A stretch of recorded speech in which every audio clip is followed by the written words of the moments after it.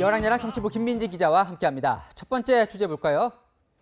자, 이재명, 이낙연 후보 이 싸움이 하루 이틀은 아닌데요. 오늘은 뭘까요? 네, 바로 수박입니다. 과일 수박 말인가요? 네, 맞습니다. 이재명 후보가요, SNS에 대장동 특혜 개발 의혹을 반박하면서 공영 개발을 포기하라고 압력했던 우리 안의 수박 기득권자들 이렇게 쓴 게 논란이 됐습니다. 기득권자 앞에 왜 수박을 붙였을까요? 겉과 속이 다르다는 걸 지적하려고 했던 건데 이 논란은 다른 쪽으로 튀었습니다. 이낙연 캠프는 호남을 비하하고 차별하는 극우 커뮤니티의 언어라고 문제 삼았습니다. 5.18 희생자를 상징하는 표현을 멸칭으로 쓰는 것이 수박 표현입니다. 아니 빨갛잖아요. 수박이 꽃이 파래요. 기본적으로 안에 사상은 빨갛다. 빨갱이다. 이 빨갱이를 지칭하는 게 수박입니다. 전형적인 색깔론의 용어예요,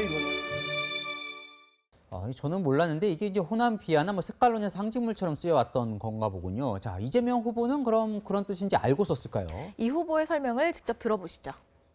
겉과 속이 다르다고 우리가 일상적으로 쓰는 용어인데 그렇게까지 해석해가면서 공격하실 필요가 있겠나. 개혁 세력이라고 하면서 사실은 이거 민영 개발하라고 압력 넣은 사람들이 있었단 말입니다. 그 사람들 얘기한 거예요. 그게 무슨 호남하고 관계가 있습니까?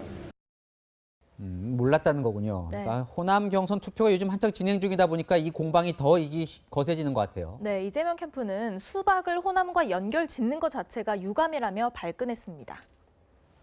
왜 이낙연 캠프의 대변인께서 이 수박을 호남 비하로 연결하는지 이거는 셀프 디스 아닌가.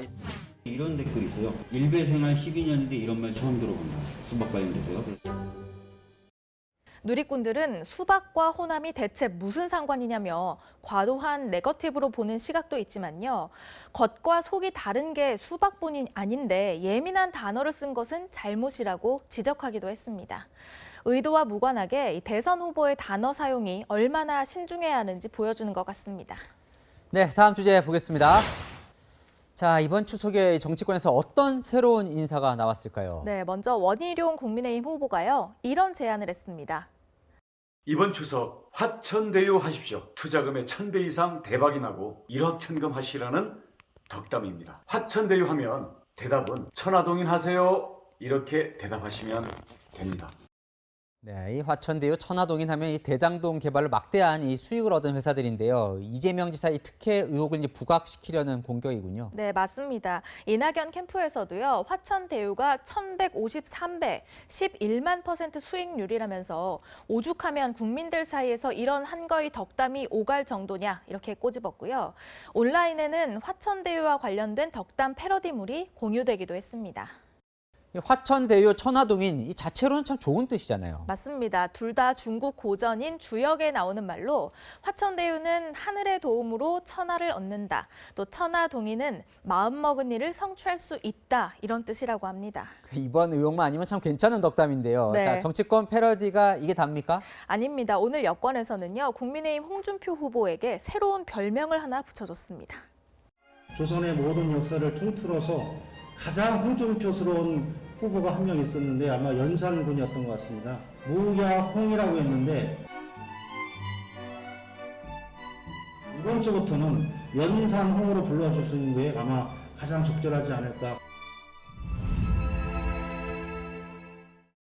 폭군 이미지를 좀 부각시키려는 공격이군요. 네, 맞습니다. 홍준표 캠프는요, 이 지사를 드라마에서 각종 비리를 일삼던 주인공에 비유하면서 떳떳하면 특검을 수용하라고 압박했습니다. 자, 앞서 홍준표 후보는 토론회에서 조국 수사가 과했다고 했다가 조국 수홍이라는 패러디로 곤욕을 치르기도 했었죠. 행동 하나하나가 패러디로 금방 확산되는 요즘 정치인들은 언행도 좀 조심스러워질 수밖에 없을 것 같습니다. 네, 경선 때는 상대 당뿐 아니라 당내 후보들도 호시탐탐 실수를 노리고 있으니 한마디 한마디가 더 살얼음판일 것 같습니다. 여랑야랑이었습니다.